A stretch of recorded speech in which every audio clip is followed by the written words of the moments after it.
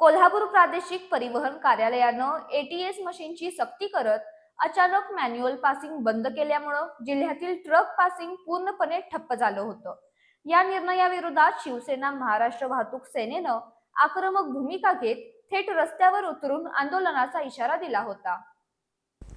शिवसेनेच्या या इशाऱ्यानंतर आरटीओ प्रशासनानं तत्काळ माघार घेत मॅन्युअल पद्धतीनं पासिंग पुन्हा सुरू केले.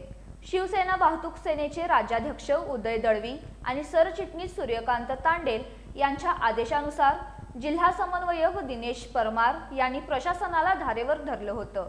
एटीएम मशीनद्वारे पासिंगच्या स्पष्ट सूचना आणि अटी प्रसिद्ध पत्रकाद्वारे जाहीर कराव्यात, तसंच मशीनची संपूर्ण प्रक्रिया सुरळीत होईपर्यंत मॅन्युअल पासिंग सुरू ठेवावं अशी ठाम मागणी त्यांनी केली. प्रशासनानं ही मागणी मान्य करत एटीएस मशीन पूर्ण क्षमतेनं सुरू होईपर्यंत मॅन्युअल पासिंग चालू ठेवण्याची ग्वाही दिली.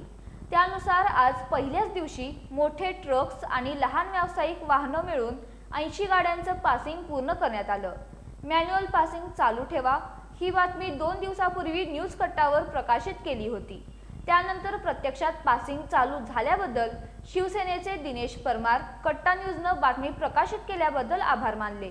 यावेळी दिनेश परमार यांच्यासह उपजिल्हाध्यक्ष संदीप पाटील, तालुका अध्यक्ष दत्ताजी फराकटे, अप्पासाहेब कांबळे, भारत प्रक्षालय अरुण पाटील आणि नजीर भाई वाटंगी या प्रमुख पदाधिकाऱ्यांची उपस्थिती होती.